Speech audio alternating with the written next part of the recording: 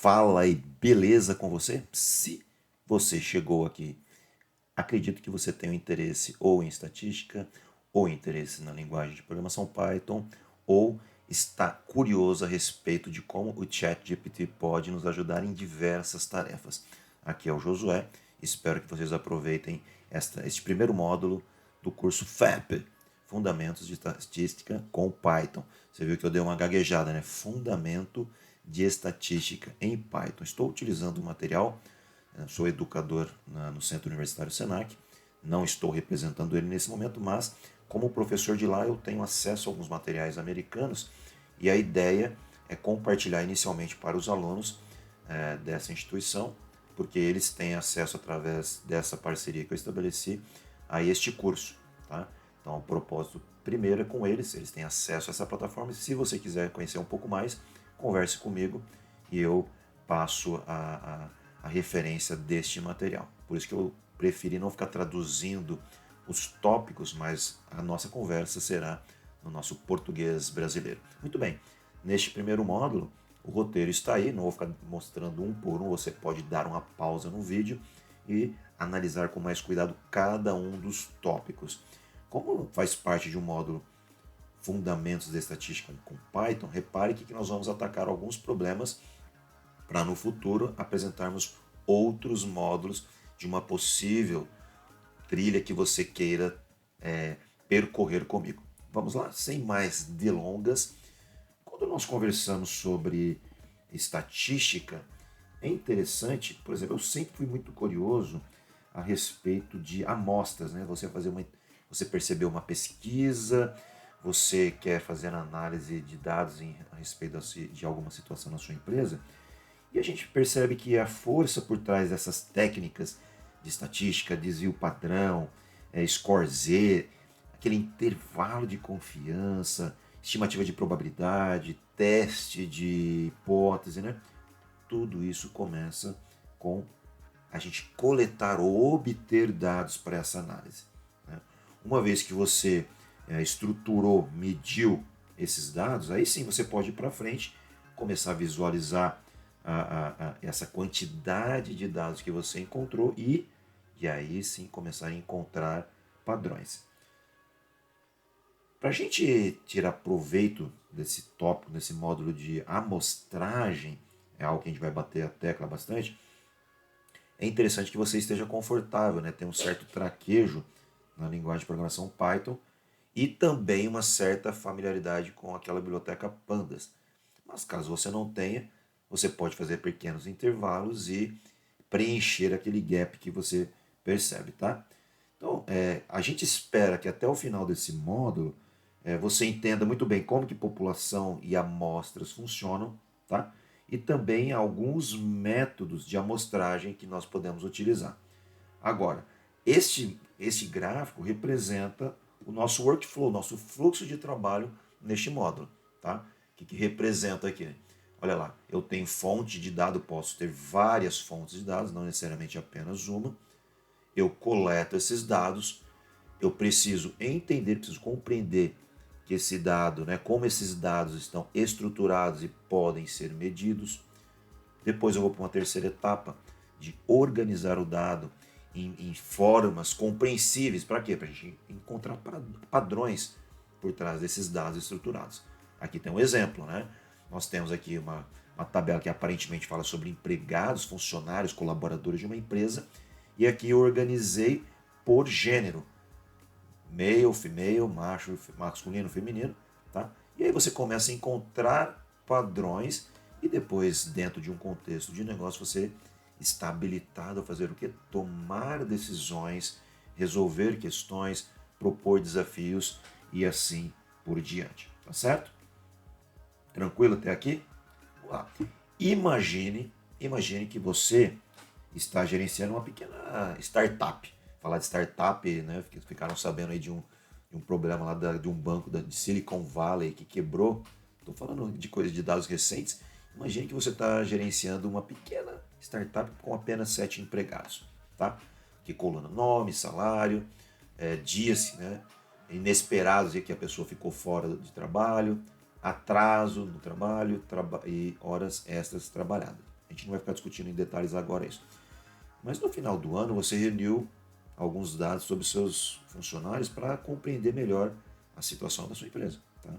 E aí o dado que você coletou, esta amostra, você concorda que é muito simples? Você não precisa talvez de técnicas estatísticas para fazer ponderações, tirar conclusões, planejar o seu futuro em relação a esse pequeno número de dados já coletados. Por isso que eu coloquei antes e depois, né? Olha lá.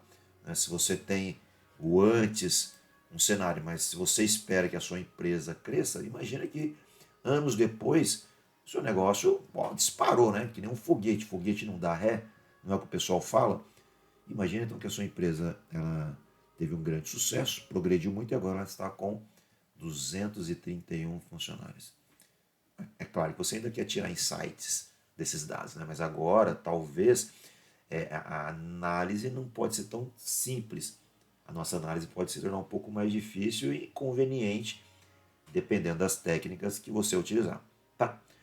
À medida que a sua empresa continue a crescer, as técnicas que talvez você utilizou no começo, elas podem se tornar impraticáveis. Não é? Então, isso é um exemplo de que a gente pode utilizar usando estatística. Tá? Então, usando até as técnicas estatísticas, eu posso organizar, eu posso resumir, posso visualizar grandes quantidade de dados para extrair padrões que de outra forma ficariam escondidos. Concorda comigo? Olha nesse gráfico então. Tá? Nós vamos trabalhar com isso. Normalmente com poucos dados, talvez você consiga usar um tipo de técnica. À medida que esses dados vão aumentando, é possível que você tenha que usar outras técnicas de estatística para trabalhar com eles, conforme eu mostro aqui, organizar os dados de maneira organizada, organizar de maneira organizada ficou chato, né? Organizar de uma maneira compreensível para que você consiga visualizar os dados e também perceber a história contada por esses dados. Tá? Imagine que você, então, agora, com o passar de mais anos, você agora é gerente ou diretor ou dono de uma empresa internacional, né, uma multinacional. E agora você tem 50 mil funcionários. A vida o trabalho né, para lidar com esse número de funcionários, com certeza isso se tornou mais difícil. E agora você precisa, né, você quer determinar se esta mudança tem afetado os seus funcionários de uma maneira negativa, né? Ou se você quer extrair outras lições. Imagina que essas mudanças que ocorram na sua empresa pode inviabilizar o futuro dela. Então você precisa tomar uma boa decisão para reverter essa mudança que aconteceu. Vamos imaginar durante a pandemia. Você tem uma empresa de 50 mil, mudanças ocorreram. Se você tivesse que se adaptar no cenário de uma empresa com 7 funcionários, é bem diferente de você se adaptar numa empresa contendo 50 mil colaboradores. Né? Então vamos supor que nessa situação aí de 50 mil surgiu uma situação que você precisa lidar com ela, né? E você fala assim, olha, você pede para um analista de dados e pede a opinião dela, né? E dessa analista de dados, por exemplo, e ela diz que você pode fazer para perceber o cenário, como essa mudança impactou. Você coleta dados, né, e começa a responder perguntas sobre o que você reuniu. Fazer uma pesquisa em 50 mil colaboradores, concorda que vai tomar muito seu tempo? Imagina você está preparando um trabalho acadêmico e tem que fazer aquelas entrevistas, questionários. Tá? Então, quando você vê uma tarefa que vai consumir tanto tempo, entrevistar 50 mil colaboradores, talvez isso não seja uma tarefa tão fácil, dependendo dos recursos que você tenha. Como isso vai consumir muito tempo, aí você faz o quê? Bom, olha, eu tenho uma ideia, já pensando em estatística, a gente pode entrevistar apenas 100 pessoas e obter respostas para essas nossas questões sobre a situação da empresa. Tá? Vamos imaginar então que uma semana depois, né, então, qual o cenário que nós temos aqui para resolver problemas? Nós precisamos aprender a usar né, um conjunto, eu vou dizer, uma amostra para tentar responder questões sobre o universo total aqui. Então vamos imaginar que uma semana depois, a analista trouxe, mostrou através do seu relatório, a sua pesquisa com 100 pessoas, que os funcionários estão menos satisfeitos com a situação deles comparado com o ano anterior, antes dessa mudança ocorrer. A dificuldade para os funcionários é balancear, né, ter aquele balanço entre work-life balance, a gente fala, né? Qualidade ou equilíbrio entre vida pessoal e a vida no trabalho. Ela percebeu que essa dificuldade dos colaboradores lidarem com esse desequilíbrio é a maior causa de insatisfação. Né? E aí o seu analista também diz para você que esse decréscimo na satisfação é significante. Né? Significando o quê? Quando eu falo significante, então, isto quer dizer que é muito improvável que isso tenha acontecido ao acaso. Porque às vezes algo pode ter, né? Você coletou dados, você extrai algumas conclusões, mas pode ser que isso não seja significante, que poderia ter ocorrido pelo mero acaso. Tá? Algo deve ter causado esse decréscimo. E é provável que algo maior possa ter acontecido de acordo com essas mudanças que ocorreram, por exemplo, o cenário da pandemia. É esse tipo de cenário que acontece na prática com a gente. E como analista de dados, você frequentemente vai ser exigido para usar pequenos conjuntos de dados, ou a gente vai chamar aqui de dataset, para responder perguntas sobre um conjunto maior de dados. Tá? Essa é a introdução que eu quero passar para vocês. Tá? E nós vamos começar explorando esses dados, os detalhes ao coletar esses dados, e o que o analista de dados da nossa história faz quando ele entrevistou aqueles 100 funcionários. Para não ficar só na parte teórica, eu fui perguntar e fui conversar com o ChatGPT. Né? Puxa, quem não ouviu falar disso agora em março de 2023? Eu fiz perguntas com ele em português, mas você pode interagir Eu fiz perguntas em inglês, mas você pode fazer a interação com ele em português. O que eu perguntei para ele? Ô ChatGPT camarada, elabora para mim alguns exemplos, ou um exemplo prático usando estatística com Python para resolver problemas. Eu queria mostrar para vocês algo que os atraia, mesmo para aquelas pessoas que estão começando agora. Mostre o código e algumas explicações sobre esse cenário. Rapidamente, o ChatGPT, ele falou de 1.000 estudantes. Vamos supor que você tem um conjunto de estudantes, aí, conjunto de dados, compreendendo informações de 1.000 estudantes, você quer analisar esses dados para entender a performance geral da classe. A gente pode usar técnicas estatísticas em Python para responder questões como que qual a média, coisa normal, né? Desvio padrão, nota máxima e mínima, distribuição dessas notas na classe, tá? E ele disse que para resolver esse problema, nós podemos usar pandas, olha, falou do pandas e a outra biblioteca conhecida como NumPy. Ele mostrou um código, eu já entendi, vou mostrar para vocês funcionando. Só que eu falei assim, ele comentou de um